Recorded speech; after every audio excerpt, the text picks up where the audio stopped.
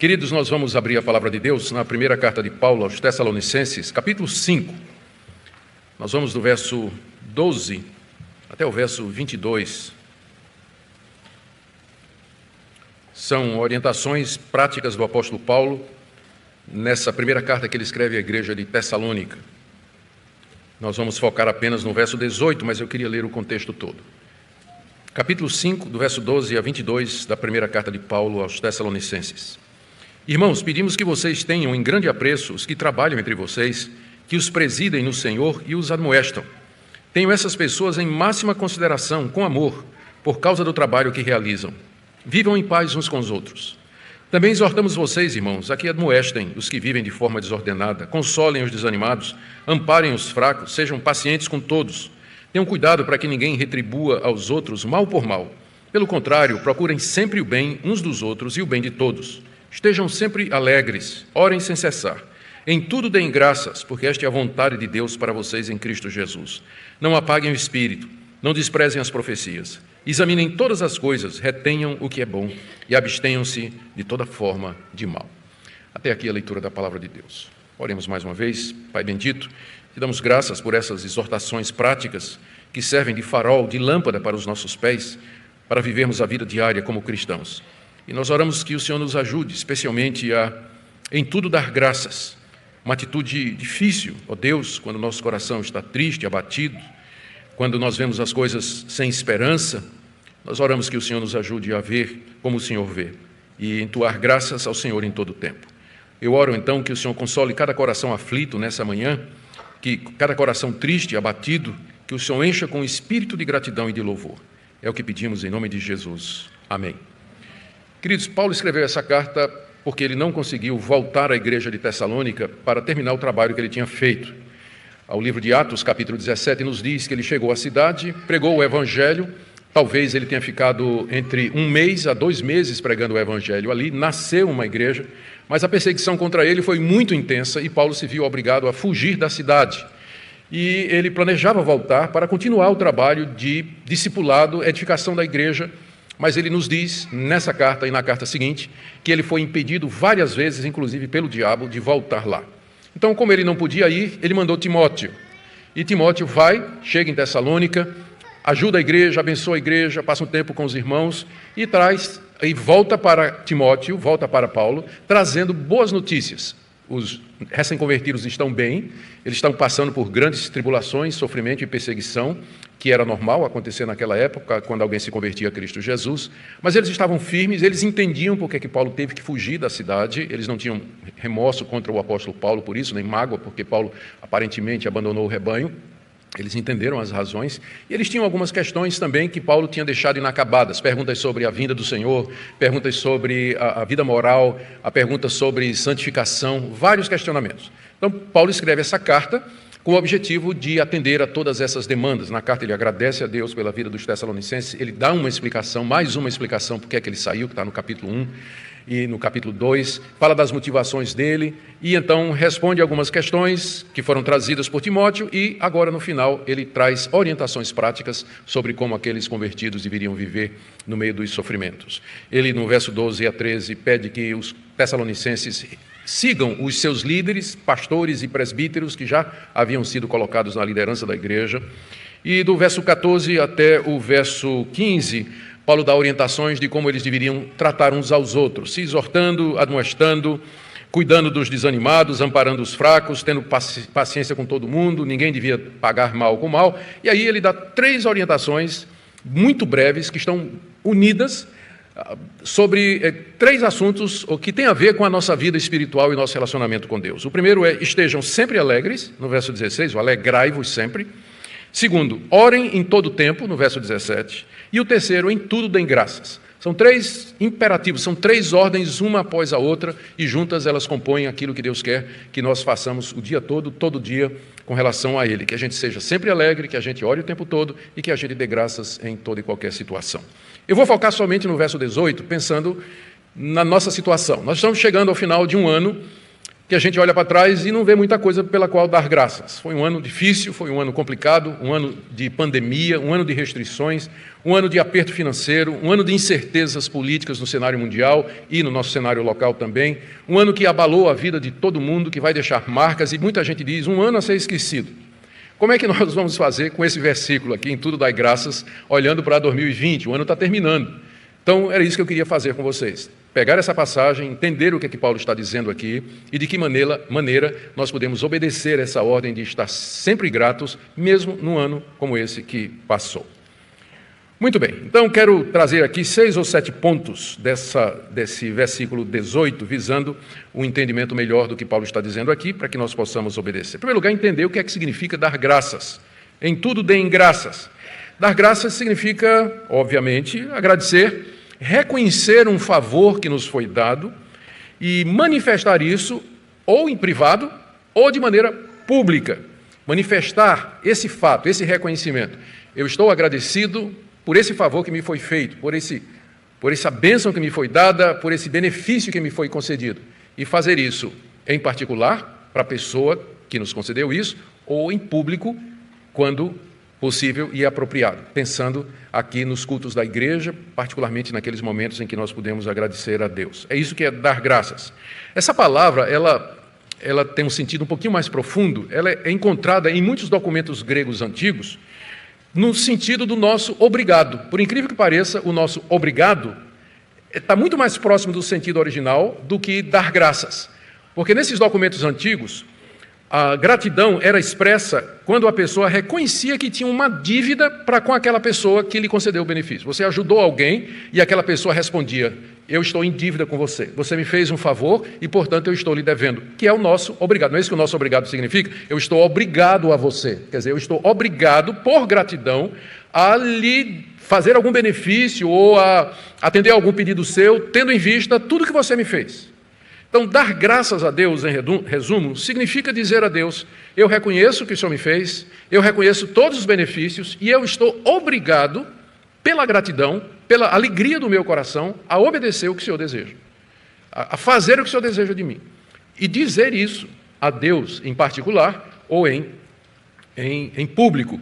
É interessante que esse verbo aqui, que significa dar graças, estar obrigado diante de Deus, ele é usado sempre no Novo Testamento para Deus. Nós damos graças sempre a Deus. Apenas um caso em que o apóstolo Paulo usa essa palavra para agradecer a alguém. Mas sempre no Novo Testamento essa palavra se refere à gratidão que nós temos diante de Deus, a manifestação dessa gratidão e o sentimento de obrigação que nós temos diante da grandeza de Deus e sua misericórdia para conosco. Segunda coisa que você tem que observar é que isso aqui é uma ordem. E é a primeira coisa que salta aos olhos. Nessa seção aqui, nós temos diversos imperativos. Imperativo é a voz do verbo no grego que indica comando e que espera a submissão ou a obediência, o cumprimento daquilo que foi dito. E tem vários verbos aqui nessa passagem que estão no imperativo, como, por exemplo, admoestem os que vivem de forma ordenada, então é uma ordem de Deus que a gente faça isso. Amparem os fracos, é uma ordem de Deus, é um imperativo. Tenham cuidado, essa expressão ter cuidado também é um imperativo. Estar sempre alegre também é um imperativo. Orar sem cessar também é uma ordem. E, em tudo, dar graças é uma ordem também. Ou seja, aqui Paulo não está fazendo um pedido, ele não está dando uma sugestão, nem dando a opinião dele. Ele está dando uma ordem. E como apóstolo inspirado, falando da parte de Deus, a palavra de Paulo aqui é palavra de Deus. É uma ordem de Deus que você dê graças o tempo todo. Portanto, desobedecer a isso é pecado, tanto quanto adultério, mentira, roubo, maledicência, desonrar pai e mãe, idolatria, porque é um mandamento de Deus, tanto quanto os mandamentos que compõem o decálogo, os 10 mandamentos que nós temos. Portanto, viver uma vida de ingratidão, murmuração e reclamação constitui quebra desse mandamento em tudo dai graças. Em tudo dai graças, porque essa deveria ser a nossa atitude, juntamente com alegrai-vos sempre e orai sem cessar. Portanto, é um mandamento da parte de Deus, o que sugere que não é uma questão se você está com vontade ou não. Dar graças não é só quando você está sentindo vontade de dar graças, quando você está alegre, quando você está se sentindo animado. Não é uma questão de sentimentos, é uma questão de ordem. Deus está dando uma ordem, sempre dê graças, sempre tenha um espírito grato diante de Deus, aquela sensação de obrigação e reconhecimento das coisas que Deus tem feito diante de você. E aqui vem o meu terceiro ponto, que é exatamente o porquê de uma ordem sobre isso. Não deveria ser natural? Especialmente para o cristão. Ele sabe que foi eleito antes da fundação do mundo, sabe que Cristo morreu por ele, sabe que Cristo ressuscitou para que ele tivesse vida eterna, sabe das promessas de Deus com relação ao novo céu e à nova terra onde habita a justiça, conhece as promessas de Deus de que Deus vai estar conosco no vale da sombra da morte, que não deixará faltar coisa nenhuma, sabe que todas as coisas cooperam para o bem daqueles que amam a Deus. Deveria ser absolutamente natural para o crente ter uma vida de gratidão. Mas por que uma ordem? É porque mesmo crentes em Cristo, mesmo regenerados e tendo uma nova natureza, nós continuamos a ter os resquícios do pecado no nosso coração. E a tendência do nosso coração é pela incredulidade, pela ingratidão, pela indiferença e pelo esquecimento. Igual àquela ocasião em que Jesus curou 10 leprosos, mas somente um voltou para agradecer. E aquele era um samaritano. Os outros eram judeus, conheciam muito bem a lei de Deus. Aqueles que deveriam agradecer receberam o benefício e foram embora. Não deram nem obrigado. Somente um voltou para agradecer. Isso mostra a proporção. Isso mostra a tendência do nosso coração. Por isso que existe uma ordem. A lei, ela funciona como uma espécie de bengala, onde nós nos apoiamos. Pode ser que eu não tenha vontade de dar graças, pode ser que eu não veja motivo para dar graças, pode ser que eu não esteja entendendo a razão pela qual eu deveria agradecer, mas permanece o mandamento, a ordem, em tudo dai graças, que funciona como uma muleta onde eu me apoio quando eu estou manquejando na minha vida espiritual. Quer dizer que mesmo sem entender e mesmo sem sentir vontade, dar graças deveria ser aquilo que marca a minha vida, em toda e qualquer situação. Senhor, eu te agradeço, posso não estar compreendendo o que está acontecendo, mas eu agradeço porque sei que o Senhor está no controle, eu te agradeço porque todas as coisas cooperam para o bem daqueles que amam, eu te agradeço porque no final tua vontade vai ser feita, eu te agradeço que mesmo agora tudo está em trevas, a luz haverá de brilhar, eu te agradeço porque o Senhor vai fazer com que tudo isso contribua para o meu bem. Então é por isso que é um mandamento, porque a nossa tendência é esquecer, ser ingrato, é uma tendência que a gente tem até entre nós, não é? Quantas vezes uma pessoa nos faz um benefício e a gente não escreve nem uma notinha, não manda nem uma mensagem, parece que a pessoa que faz o benefício para a gente está fazendo a obrigação dela, não é? A gente tem essa tendência, mas uma vida de gratidão diante de Deus é uma ordem, não é uma opção. Meu quarto ponto é que Paulo está dizendo aqui que a gente tem que dar graças em tudo. Essa expressão pode significar duas coisas ou ambas. E Paulo talvez queria exatamente isso, usar os dois sentidos. Dar graças em tudo significa, ou pode significar, dar graças em todo o tempo. Ou seja, uma atitude de gratidão que dura o dia todo. A cada instante da minha vida, a cada momento, eu tenho um coração grato diante de Deus. Ou seja, aqui é o aspecto temporal. Mas em tudo pode significar em toda e qualquer ocasião ou situação. Seja boa ou seja ruim, agradável ou desagradável, planejada ou não. Duas observações aqui. Primeira, Paulo provavelmente tem em mente essas duas coisas. Quando ele diz em tudo dai graças, ele quer dizer em todo tempo, em toda situação, em toda circunstância, não importa qual seja, não importa de onde venha, se era esperado ou não, se é agradável ou não, mas a atitude constante do cristão em todo tempo e em toda ocasião sempre deve ser de gratidão a Deus. Aqui, como eu disse, duas coisas têm que ser observadas. A primeira é que Deus nunca pede na Bíblia que nós agradeçamos por coisas ruins que nos acontecem. Deus não pede para a gente agradecer a doença, a pandemia, a perda do emprego, uma situação de perda de um ente querido. Não, a Bíblia nunca pede para a gente agradecer esse tipo de coisa. O que a Bíblia pede é que nós agradeçamos que sempre Deus está conosco nessas situações e que Ele cuida de nós e que Ele supre as nossas necessidades e que Sua presença é real em toda e qualquer situação. O apóstolo Paulo não agradecia a Deus, não agradecia o espinho na carne, mas o fato de que a graça de Deus estava com ele durante as dores e o sofrimento que aquele espinho trazia, permitindo então que ele suportasse com humildade, com paciência e pudesse servir a Deus no meio daquela situação. Eu digo isso porque às vezes, por falta desse entendimento, as pessoas podem ter uma ideia de que Deus é um Deus cruel. Deus quer que eu me alegre com as coisas ruins. É normal na Bíblia a gente sentir dor, dizer que está sentindo dor expressar a nossa tristeza, expressar a nossa preocupação. A fé verdadeira, ela questiona, ela sofre, ela vacila e ela pergunta. Não há problema com isso. Não há problema com isso. Uma pessoa de fé, como Jó, pode perguntar a Deus o porquê de todo aquele sofrimento. A gente não vê Jó agradecendo por aquilo, mas no final ele agradece e reconhece a presença de Deus com ele. Da mesma forma, nas circunstâncias difíceis, nas circunstâncias ruins, Deus não pede que a gente agradeça as coisas ruins, mas Ele pede que a gente agradeça a consciência de que Ele está presente ali e que Ele vai usar aquilo ali para o bem. É por isso que a gente pode pedir a Deus, Deus, passa de mim esse cálice, não é? Se a gente tivesse que agradecer coisa ruim, como é que a gente agradece? Senhor, muito obrigado pelo espinho na carne, mas tira esse espinho. O crente pode pedir a Deus para tirar a doença, pedir a Deus para tirar a dificuldade financeira, pedir a Deus para ter um emprego, pedir a Deus para superar uma crise emocional que ele está passando. Ele pode orar por isso, significa então que a atitude de gratidão é porque Deus está com ele no meio daquilo tudo e não pela coisa em si. A segunda observação é que para você fazer isso, para você dar graças o tempo todo, você precisa crer que todas as coisas cooperam para o bem daqueles que amam a Deus. Somente um crente que está seguro disso, de que Deus está no controle, ele pode não estar entendendo, pode estar não percebendo, ou qualquer outra coisa, pode estar confuso. Mas se ele está certo de que Deus está no controle, de que Deus guia as circunstâncias, e que a providência de Deus controla o mundo, e o menor dos acontecimentos, ele vai dar graças em tudo.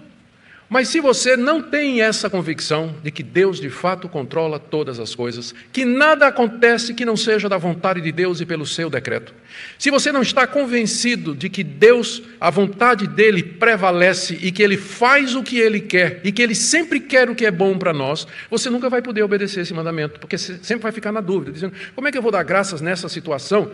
Não é? Eu não sei o que é que tem de bom nisso, o que é que de bom virá nisso aí. Ou não sei que resultado positivo pode sair de uma situação como essa. Eu não consigo ver luz no fim do túnel. Então, se você está nessa situação, de fato você não tem como dar graças.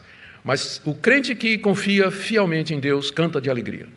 Como Paulo, pouco tempo antes de Paulo escrever isso aqui, lembra, isso aqui aconteceu no capítulo 17 do livro de Atos, quando Paulo está em Tessalônica. No capítulo 16, Paulo estava em Filipos.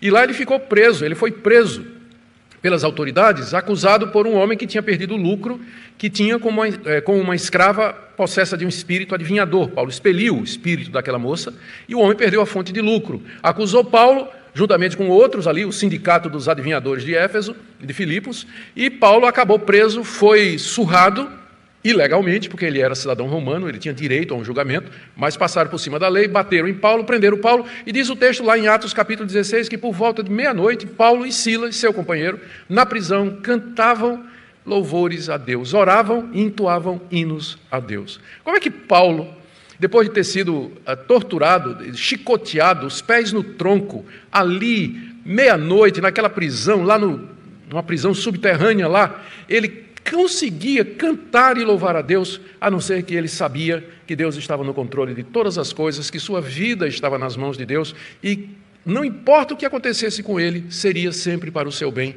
porque Deus controla todas as coisas. Por isso eu estou dizendo, se você não tiver certeza de Romanos capítulo 8, onde é dito, todas as coisas cooperam para o bem daqueles que amam a Deus, você não pode obedecer isso aqui, em tudo dai graças. Não pode. Porque você não vai conseguir ver a razão para dar graças, a menos que você veja Deus assentado no trono e dali comandando todas as coisas para o seu bem. Agora deixe-me ir para o quinto ponto. O quinto ponto é a razão para darmos graças a Deus por tudo. A razão aqui é declarada de maneira muito clara. Verso 18. Em tudo deem graças, porque é a vontade de Deus. É isso que Deus quer de você. Até agora eu tentei trazer alguns argumentos pelos quais você deve dar graças. Saber que Deus está no controle, saber que Deus faz com que tudo coopere para o seu bem, mas agora nós esbarramos no motivo final, se os demais motivos falharem. Você tem que dar graças a Deus, porque essa é a vontade de Deus. A vontade aqui é no sentido de requerimento. Quando a Bíblia fala da vontade de Deus, geralmente fala dela em dois sentidos. Primeiro, aquela vontade particular de Deus para a minha vida, os planos que Deus tem para a minha vida. Por exemplo, com quem eu vou casar, aonde eu vou estudar, que vocação eu vou seguir, em que cidade eu vou morar. Essa vontade de Deus para nós, que são os detalhes do plano para a minha vida em particular, eles não estão revelados em lugar nenhum. Eles não estão na Bíblia. Não tem na Bíblia com quem eu vou casar. Está apenas dizendo que eu devo procurar alguém que seja crente no Senhor. Mas se é feio, bonito, careca, cabeludo, alto, baixo, formado nisso ou naquilo, olhos azuis ou castanhos, a Bíblia não fala sobre isso. Então, tem detalhes da nossa vida, aspectos da nossa vida que não estão revelados, que são a vontade de Deus para nós, mas que fazem parte da sua providência misteriosa e secreta que Deus frequentemente não revela. Tem gente que fica querendo saber. Aí vem a questão dos sonhos, visões, revelações, profetas que ficam dizendo qual é a vontade particular de Deus para a vida de alguém. Não creio que seja essa a maneira pela qual essa vontade particular de Deus se revela. Para a gente saber a vontade de Deus a respeito de uma determinada situação, a Bíblia recomenda que a gente ore, que a gente pergunte a Deus, que a gente siga os princípios gerais da palavra de Deus, que a gente peça conselhos e que a gente entre pelas portas que se abrirem, portas legítimas. E dessa maneira a gente vai caminhando dentro dessa vontade de Deus que não é revelada e geralmente Deus só vira uma página por vez no livro da nossa vida. A gente já quer ir lá para o fim, não é? Mas Deus só vira uma página por dia do livro da nossa vida, para que a gente fique sempre na dependência dele. Não é essa a vontade de Deus que Paulo está falando aqui. Essa vontade de Deus que Paulo está falando aqui é o segundo sentido em que a Bíblia usa o termo, para expressar o requerimento público e geral de Deus para a humanidade.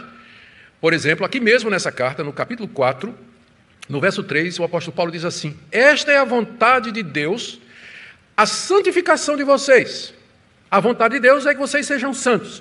Então, essa é a vontade pública, declarada de Deus, é o requerimento de Deus para você. Eu não preciso perguntar para Deus: Senhor, é a tua vontade que eu vá para a cama com meu namorado? Porque você já sabe qual é a vontade de Deus. A vontade de Deus é a sua santificação, que você se abstenha da prostituição. Está aqui em 1 Tessalonicenses, capítulo 4, verso 3. Não perca seu tempo orando, perguntando a Deus se você pode transar com seu namorado ou com seu namorado, porque a resposta de Deus é não. É não, está aqui, claro, está revelado, está aberto aqui. E é nessa categoria que se encontra esse mandamento: em tudo dai graças, porque essa é a vontade de Deus. Se você está passando por uma situação difícil e me fizer a pergunta: pastor, o que é que eu faço? Eu estou numa situação muito complicada, financeira, eu não sei o que é que eu faço com o meu emprego, com a minha empresa, que decisão eu tomo, vendo a sociedade desfaço, não sei o que, eu vou lhe dizer: eu não sei os detalhes do plano de Deus para a sua vida nesse particular, mas uma coisa eu sei, que a vontade de Deus é que você dê graças, mesmo nesse momento difícil, mesmo nessa angústia, mesmo nessa incerteza, nessa dificuldade, que você dê graças a Ele, reconheça a bondade dEle, o cuidado dEle, a providência dEle na sua vida. Eu posso não saber lhe dar ou dizer para você o que é que Deus quer exatamente num determinado momento da sua vida, mas eu posso lhe dizer os princípios gerais da vontade de Deus. Ele quer que você seja santo, Ele quer que você seja grato. Estou pegando apenas duas passagens em que a expressão a vontade de Deus aparece aqui na primeira carta de Paulo aos Tessalonicenses. Então, é essa vontade pública, geral e revelada que o apóstolo Paulo se refere aqui e pela qual você não precisa orar. Não precisa orar. A gente pode não saber o que Deus quer em determinadas situações, mas sempre a vontade dele vai ser que você seja grato diante dele. Deixe-me ir para o meu sexto ponto aqui. Ele diz: em tudo dai graças, deem graças, porque esta é a vontade de Deus para vocês em Cristo Jesus. Essa expressão em Cristo Jesus pode significar três coisas. Veja, Deus está dizendo: eu quero, essa é a minha vontade, o meu requerimento para vocês, meus filhos. Eu quero que vocês sempre agradeçam, sempre reconheçam minha bondade e minha misericórdia, que vocês se sintam obrigados e constrangidos pelo amor e pela minha misericórdia a fazer a minha vontade. Essa é a vontade que eu tenho para vocês. E essa vontade é em Cristo Jesus. O que essa expressão significa particularmente aqui nesse contexto? Ela pode significar três coisas. Por meio de Cristo Jesus, ou seja, a gratidão de vocês, eu aceitarei a gratidão de vocês por meio do meu Filho Jesus Cristo. Ou por causa de Cristo Jesus, eu aceitarei a gratidão de vocês por causa do sacrifício dele por vocês, que faz com que tudo contribua para o seu bem. Eu faço com que tudo concorra para o seu bem, porque Jesus Cristo já tirou o aguilhão da morte, a tribulação, que para o ímpio é juízo de Deus, castigo de Deus, e o empurra cada vez mais para o inferno. Em nós, que participamos do mesmo sofrimento, Deus já tirou o aguilhão. Não tem mais veneno, não é mais mortal, por causa de Jesus Cristo. Ou, a terceira possibilidade em Cristo aqui: em tudo dai graças, mediante o poder que provém da união de vocês em Cristo Jesus. Vocês estão unidos a Cristo. E por causa dessa união, vocês têm condição de agradecer, de cumprir esse mandamento. Em tudo dai graças, porque esta é a vontade de Deus para vocês em Cristo Jesus, pelo poder que vem da união de vocês com Cristo Jesus. Eu quero crer que essa última opção, embora as outras duas também sejam possíveis, mas essa última encaixa melhor no contexto. Porque é daqui que provém o poder para que você dê graças constantemente a Deus, mesmo em situações adversas, situações difíceis, mediante a sua união com Cristo Jesus. Aliás, não é só para dar graças, mas para obedecer qualquer um dessa dezena de mandamentos que está aqui na parte final da carta aos Tessalonicenses. Para obedecer isso, para orar sem cessar, para viver sempre alegre, para dar graças em tudo, para reconhecer aqueles que trabalham e amoestam e presidem vocês no Senhor, para você sempre pagar o mal com o bem e não vice-versa, tem que ser mediante a união com Cristo Jesus. O poder que vem da ressurreição, porque de outra forma nosso coração vai se endurecer e nós somos sempre ingratos. E a última coisa é que Paulo diz aqui, que esta é a vontade de Deus para vocês como cristãos. Isso aqui não pode ser exigido do mundo, não é verdade? Isso aqui não pode ser exigido do mundo. Não é para o mundo essa ordem, não é para o mundo, embora Deus no dia do juízo, ele vai interpelar aqueles que, mesmo sabendo que Deus existe, pela revelação natural e pela consciência, não lhe deram graças e não o adoraram. Mas em tudo dar graças é a vontade de Deus específica para a sua igreja. Porque a igreja tem motivo de dar graças muito mais do que o mundo. Porque além de nós desfrutarmos das bênçãos comuns que Deus dá a toda a humanidade, saúde, prosperidade, alegria, lazer, desfrutar da natureza, ter um bom emprego, aprender, crescer, gostar de música e de esportes e tudo mais, que são coisas que nós compartilhamos em comum com a humanidade em geral, Deus nos concedeu bênçãos espirituais sem medida. Ele nos elegeu antes da fundação do mundo, mandou seu Filho morrer por nós, Ele tirou a culpa do nosso pecado, nos livrou da condenação eterna, nos promete dar a vida eterna e o novo céu e a nova terra onde habita a justiça. Portanto, a vontade de Deus para esse povo, querido, amado, eleito, é a gratidão. Não é uma coisa que Deus requer do mundo, mas de você e de mim. Essa é a vontade de Deus para vocês, que vocês em tudo deem graças. Agora eu quero terminar, queridos, fazendo uma aplicação para nós. É isso que o mandamento significa.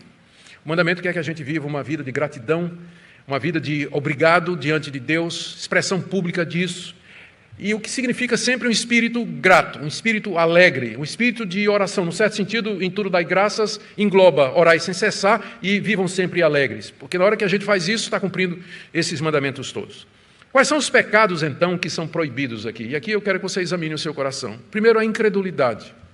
A recusa de acreditar que Deus está no controle e que Ele guia todas as coisas para o bem, de forma que eu possa, com segurança, agradecer a Ele. Essa ordem também condena a murmuração. A murmuração é uma vida de reclamação. Tem crentes para quem nada está bom. Reclama de tudo. Reclama da casa, reclama do marido, reclama da esposa, reclama dos filhos, reclama dos pais, reclama dos empregadores, reclama dos empregados, reclama de tudo. Não tem nada bom. Reclama da igreja, reclama do pastor. Bom, aí pode reclamar. Reclama de tudo. Nada está bom para aquela pessoa. Não existe um espírito de gratidão, mas murmuração. Viver junto de uma pessoa que não tem gratidão no coração é ruim. É ruim, é triste, é deprimente, não é verdade? É duro você viver ao lado de uma pessoa que não expressa gratidão, que não sabe agradecer, reconhecer, olhar para as coisas do ponto de vista de Deus, do ponto de vista da passagem, tudo coopera para o bem. A pessoa que está sempre reclamando e murmurando. A Bíblia diz que é como a goteira, não é? Uma mulher rixosa é como a goteira dentro de casa, aquela goteira que fica pingando, pim, pim, o dia todo, aquele barulho, aquela goteira. Assim são as reclamações de uma mulher rixosa, uma mulher que fica murmurando. É claro que isso vale para o homem também. A Bíblia não sei porque só fala da mulher nesse ponto, mas se aplica ao homem com certeza também. Não é? As reclamações, as murmurações, as insatisfações é como um telhado que fica gotejando o dia todo. A impaciência, falta de gratidão, não é? A impaciência, a pessoa que fica impaciente. Por que as coisas demoram? Por que não faz logo isso? Por que não acontece logo? Por que está demorando? A cobiça e a inveja. Porque se você está grato a Deus em tudo, você não vai cobiçar outras coisas. Você não vai desejar outras coisas. Você vai ficar satisfeito com o que você tem. A gratidão é um remédio preventivo e curativo para a cobiça e inveja. Agora, deixa eu aplicar isso para nós diante do ano que está terminando?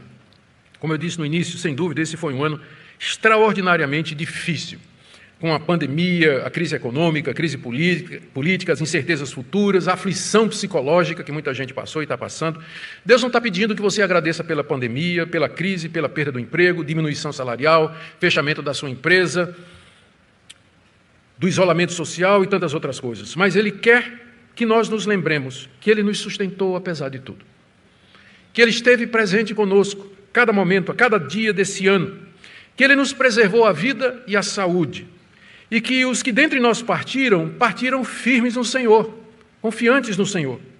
Que nossa fé foi testada, foi provada e saiu mais fortalecida. Ele quer que nós lembremos disso. Ele quer que nós não esqueçamos a sua presença no meio de tudo isso. Nós podemos agradecer a Deus que no meio de todo esse sofrimento, um elevado número de pessoas veio a conhecer a Jesus Cristo.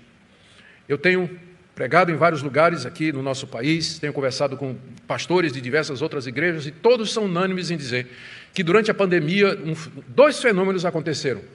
Os crentes regulares que já estão na igreja há mais de 10 anos, acostumados a esquentar o banco, ficaram em casa. E a igreja se encheu de gente nova, que descobriu a Cristo no meio da pandemia. Deu uma renovada boa nas igrejas. Não deixa os crentes antigos ficar mesmo. Se quer ficar em casa, fique, meu filho. Dê lugar na igreja para a gente nova que está chegando, que está querendo, né, está com sede do Evangelho, quer conhecer. Amém por isso. Louvado seja Deus por isso. Então, podemos agradecer a Deus essa renovação que vem acontecendo na igreja. Agradecemos a Deus pelo aprofundamento da fé de muitos. Muita gente foi testada duramente nesse ano, por todas essas questões que eu falei, e permaneceram crentes no Senhor Jesus. Houve outros que desistiram, se desigrejaram, não suportaram e, francamente, abandonaram sua confiança em Deus e abandonaram o Evangelho. Mas muitos outros tiveram sua fé aprofundada e, assim, a igreja foi, num certo sentido, purificada. Devemos, em conclusão, orar e interceder ao nosso Deus por um ano melhor. Mesmo que a gente agradeça a Deus diante de tudo que aconteceu, isso não quer dizer que a gente não possa orar e dizer a Deus: Senhor, livra-nos da pandemia esse ano de 2021. Senhor, faz com que, de fato, um remédio, uma vacina eficaz, comprovada, segura, seja descoberta e que possa ficar à disposição da população brasileira. Senhor, acuda os necessitados, melhore a nossa economia, dê condições para que a gente possa viver uma vida tranquila e mansa, onde a gente possa ganhar o pão, sustentar a família e fazer com que a igreja continue a se reunir. Abençoe as autoridades do nosso país, o presidente da República, os ministros, governadores, os prefeitos. Dê sabedoria, Senhor, livra das crises e das intrigas políticas, que eles visem somente o bem do povo, o bem do povo. É isso que nós queremos, é isso que nós podemos fazer, e é por isso que nós devemos orar, ao mesmo tempo que nós olhamos para 2020 e dizemos: Senhor, nós te damos graças. Te damos graças porque o Senhor esteve conosco em 2020, e o Senhor estará também em 2021. Amém? Vamos ficar em pé, nós vamos orar, concluindo assim o nosso culto.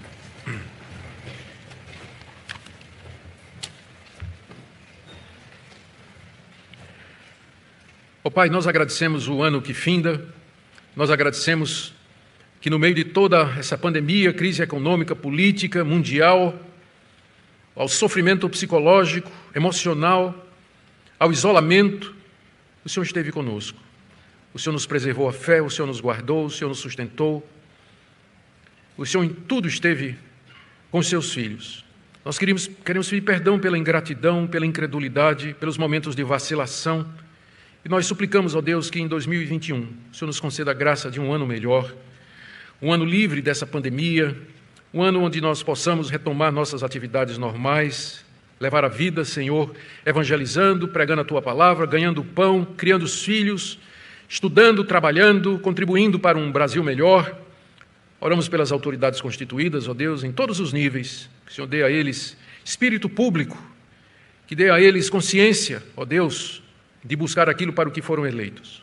Ouve a nossa oração, obrigado que o Senhor tem preservado a nossa igreja, tudo isso te agradecemos e estamos obrigados, em nome de Jesus. E que a graça do nosso Senhor e Salvador Jesus Cristo, que o amor de Deus nosso Pai, que a comunhão e a consolação do Espírito Santo seja com o povo de Deus aqui presente, agora e para sempre. Amém.